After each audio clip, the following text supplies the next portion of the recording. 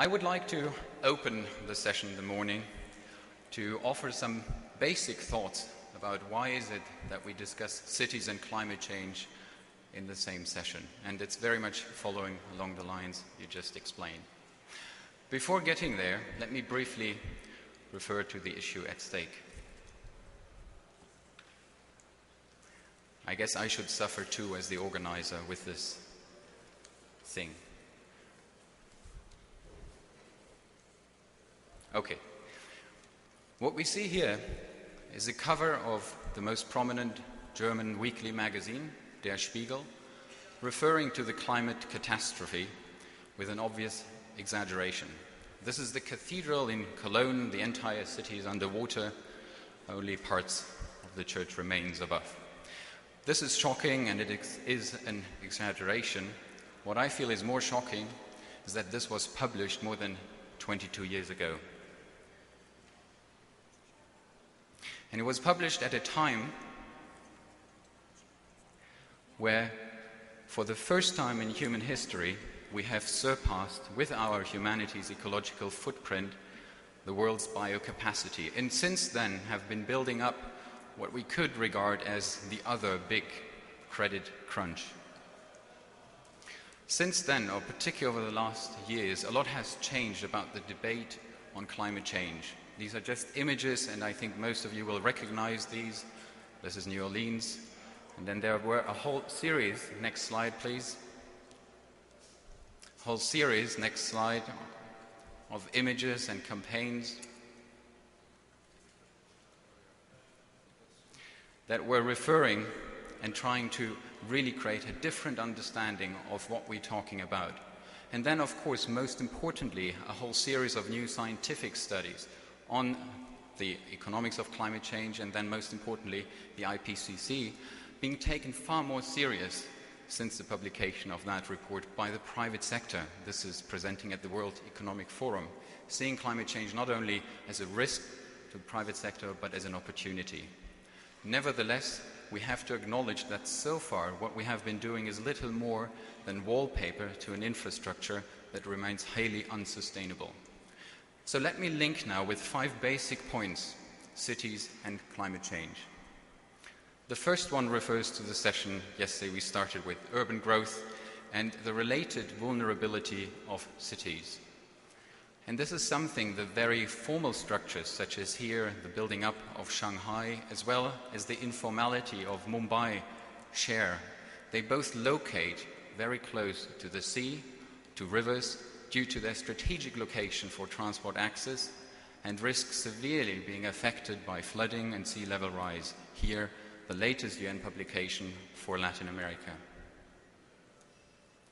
The second point, and Patricia mentioned that as well, today urban development is highly unsustainable, and in particular the global cities of this world very much stand for the problematic aspects of current socio-economic development. This is a bit of an exaggeration of the problem, but it highlights the issue. What you see here in green is the global urbanization level, and what you see in blue is the increase in CO2 emission. And although the causality we have to question, there is certainly a clear coincidence. We saw this slide yesterday. I added a question mark behind. David Satterwhite, in the essay in the Urban Age newspaper, discussed quite elaborately that it's difficult to territorialize CO2 emissions. Nevertheless, we understand that cities are part of the problem. And first and foremost, it's the embedded carbon, the carbon we need to build these structures, as we see it here for Shanghai. More than 10,000 high-rise buildings being built over the last 25 years. That's more high-rise buildings than along the entire west coast of the United States today. But what about London, the deindustrializing cities of the global north that appear to be greener and greener? Well, let me refer to the United Kingdom at this point as an example of a nation that has been deindustrializing, and in many ways, when it comes to CO2 emission, performs like many of the deindustrializing cities. This is a chart prepared by the Stockholm Environment Institute, showing for the UK the emissions reduction following the UN Convention of calculating CO2 emissions with the Kyoto target. The good news is we're getting there, but if we were to look at full territorial emissions, those that are not included, such as air travel to and from the country, but also container traffic, the picture slightly changes. And it gets dramatically shocking if we were to include the full carbon footprint, that is, all goods that are consumed within Britain today, whether they are produced in Britain or not. This refers to something very basic. We have to take into consideration the amount of carbon we produce with the goods we consume. So we cannot export carbon emissions to other countries, as we have done in the past to China and other big producing countries. Let's look at territorial emission effects. And here for the European, the 27 member states, of course, Europe is very proud of having started a lot of policies reducing carbon. And there are clear advances. There are many industries with win-win situations, energy, household, industry, but one, and that is transport. This remains a massive concern even in countries where we're trying to do a lot about it. These are images from around the world, in the developing world, with these massive problems related to motorization. An image of the metropolitan region here, Sao Paulo, with 6 million cars today, little less than what India as a whole nation has in cars. And the endless city is clearly not what is a sustainable structure. The crisis of the automobile and the industry, which we're currently referring to, we read it daily in the news.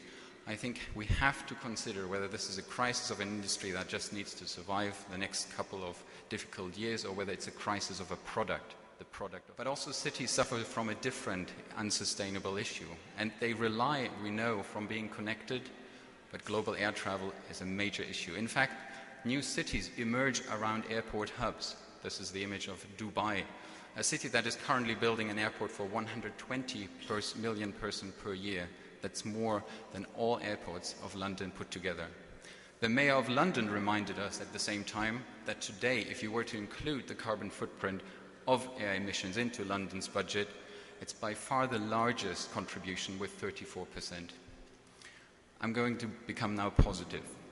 Cities can be pioneers for green lifestyles and are key to de-link high living standards and high energy consumption.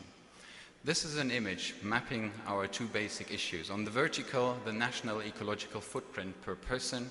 On the horizontal, the Human Development Index, where of course we want to be above a certain category and for the ecological footprint below.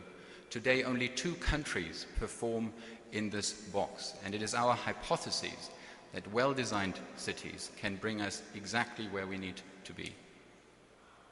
And there is good hope already. London today produces only 40% of the CO2 emissions compared to the United Kingdom, although guaranteeing at least the same living standards. That's another image here of the United Kingdom, mapping out the CO2 emissions on the smallest statistical unit for the whole country. And what we can see here is it's almost a map of cities. Cities perform rather well in all throughout the country, but also it's the metropolitan belt, the metro land, that is performing worse.